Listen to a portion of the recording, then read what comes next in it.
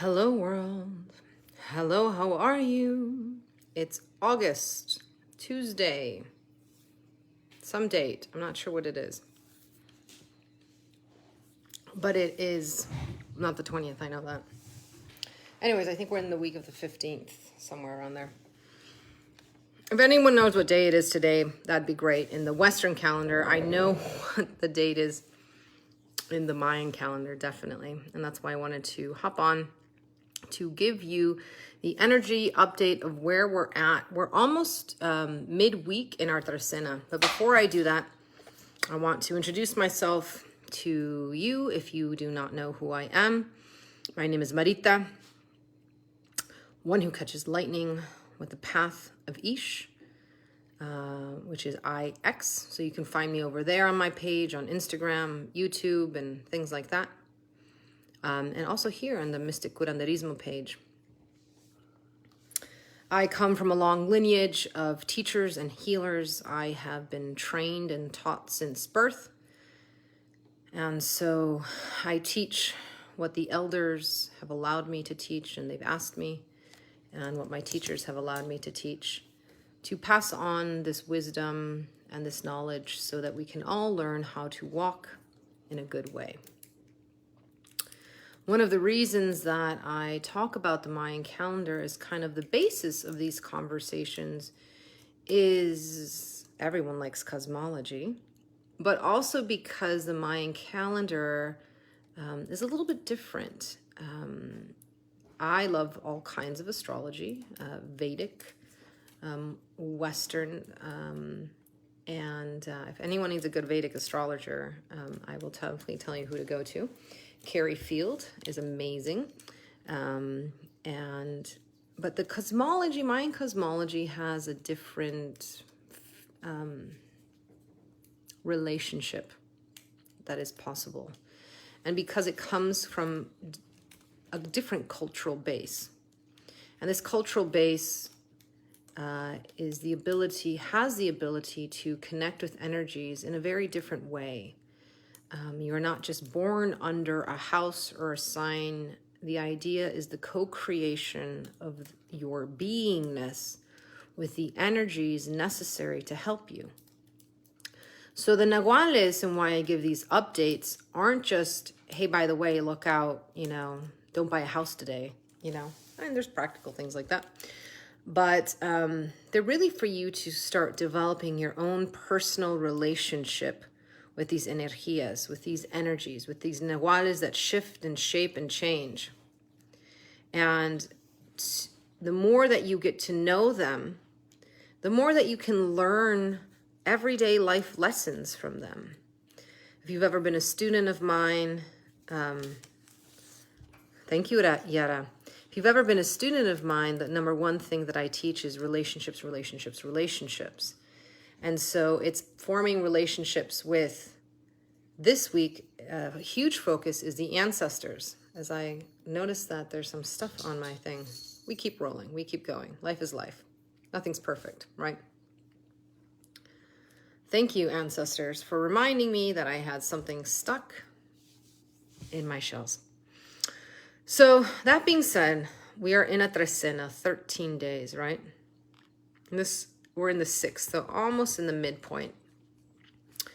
And the energy of 6 is pretty, focused. It is balanced. It is practical, right? But then we have IMIX, that really is about the crocodile. It's about going into the depths, into the underworld, into the unseen, into imagination, into vision. And vision, again, doesn't have to just be what you see psychically, right?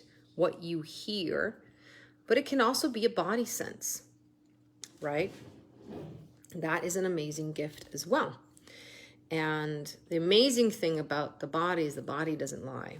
So if you are a kinesthetic person out there that receives messages through your bodies, what a beautiful gift you have. So today is really about that duality of energy that wants to fly out an energy that wants to be practical. And so it's about duality. I just did a post last night on Instagram about duality and how we as humans have evolved beyond duality. But yet we still have the construct of duality in everything, in many things that we do. Right, wrong, left, right, this, up, down, whatever. Yes, there's opposites, but you don't have to be cemented into the opposites of things. Energy can flow and shift and change. And so today is an opportunity with the Trecena that we are, that relates back to the ancestors, relates back to Mother Earth, to ask Mother Earth, right? Because she is our first mother. We are made of earth. How to sit with unknowing. How to sit in the place of the void where we were the week before. How to sit with and let go of binary constructs, right? Whether they're binary constructs of race, society, creeds, nations, sexuality. I myself am non-binary, they, them.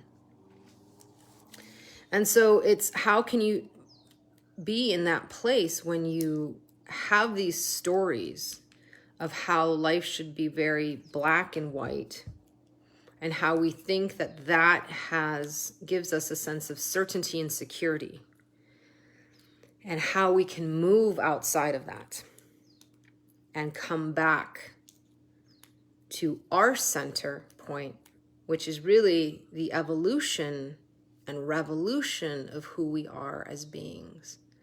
So let's do that today and just take a little moment. Do a small little meditation. Stay in your lane, I'll stay in mine. Rub your hands together, and we'll take 3 breaths together, in and out through the nose. That first breath, let's bring our mind into this time, into this place. In and out through the nose, let's bring our body into this time, into this place. In and out through the nose, let's bring our essence into this time, into this place. With all 3 parts combined, let's invite them to our heart center. And here in this heart center, let us ask Mother Earth to hold us, to nurture us, and to teach us. And so as you settle yourself into your heart center with your 3 parts,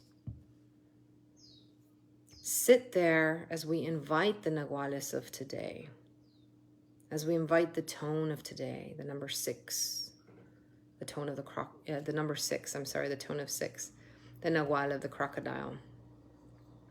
And then, of course, the Trecena of CIB, which is earth, which is ancestors, to sit with our 3 parts. Tone, 2 symbols, 3 parts. And as you sit with them, can you ask the question, can you hear and listen to how to get out of a binary construct that is keeping you from your true uniqueness? Binary constructs are a form of colonization. And so how can we seek to unravel that idea and all the attachments that the binary has? The creation of the other, the idea of a false sense of security, the idea of competition and I'm better than you, which then leads to safety and security and survival. So just check in with your 3 parts, with your body. Check in with your body. Where in your body do you have this story that things have to be either one way or the other, and there's nothing in between? As you can hear, my animals, my Chihuahua is chasing my cats right now, and they do not believe in binaries. They believe in running around and doing whatever they want. Keep breathing. Keep breathing. And now check in with your mind. This is where a lot of people get stuck, right? Especially if you've grown up in a Western civilization that took the mind away from the body. and says that the mind is stronger and better than the body. Not so. They all have their intelligence. Keep breathing.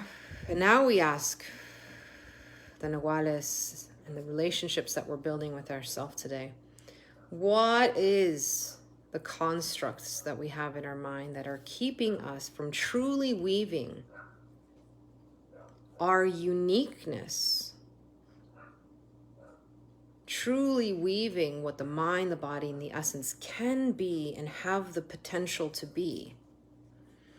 And the interesting thing of binary constructs, they, them, you, me, and the separation, is that there's a big thorn of righteousness that pops up. So just feel into that. Feel into your righteous thoughts.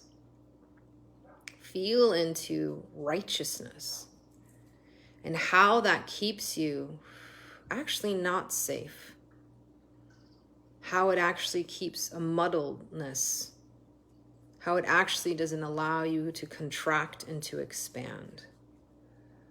And last but not least, keep breathing. Let us approach our essence with this question. And how does the essence feel about being contained in an idea of Western colonized binary system? Probably not so much.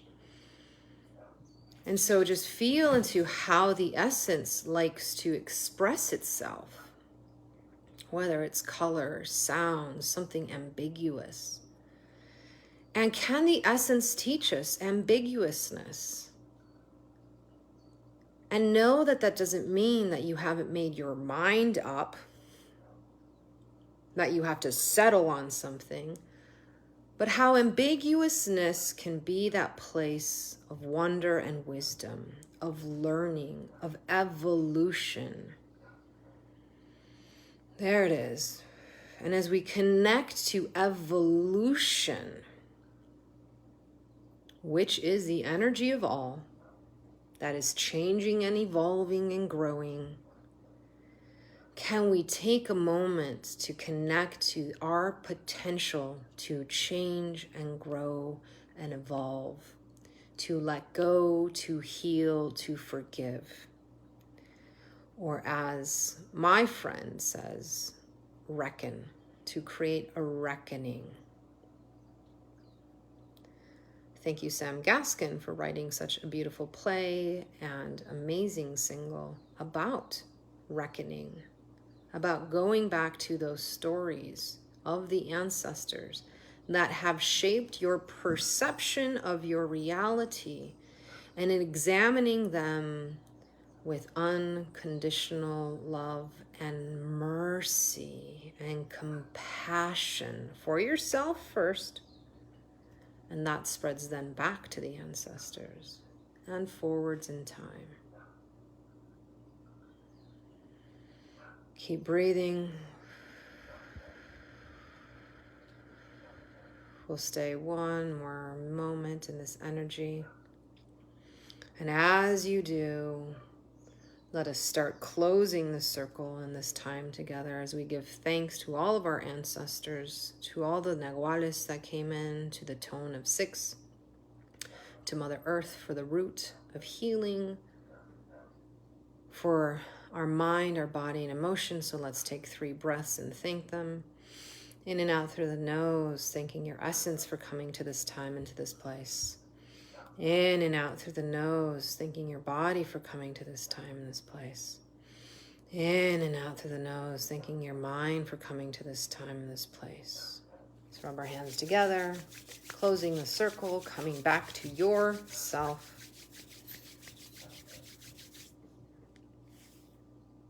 Sealing everything in your heart. Beautiful. Thank you for everyone who participated now and who will be participating after in the replay. I hope that you will join us in the circle the next time that we're live, or join us in the Jaguar Tree Mystery School. I'm accepting the 2nd round of applications. We start September 18th in the equinox, If you're interested in joining me in a container that will truly, truly change your life, this is not a sales pitch. This is if you are ready, actually ready for change. If you're ready to learn, hashtag Jaguar, and I'll send you the link to the program. It's a 6-month program that walks around parts of the medicine wheel within that 6 months. So we do only teach certain medicine at certain times of the year. And it is a deep dive into multiple practices from multiple people that I've been trained in. And we weave together a path of radical self-love so that you can walk home to yourself. This is for personal practice. This is old school.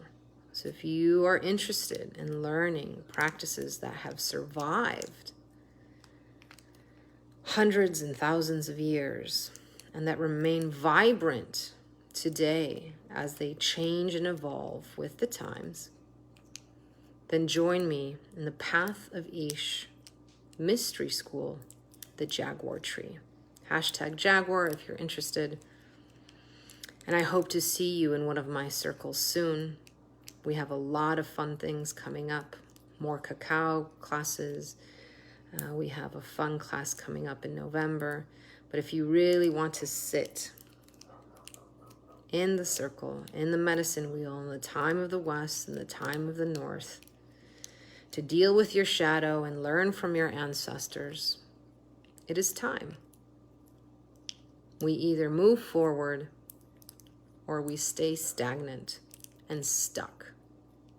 This is an invitation to move forward, not leaving any of your parts behind, walking with grace and in ceremony. Thank you, everyone. Again, this is Marita, one who catches lightning with the Path of Ish, which is IX. See you soon. Bye, everyone.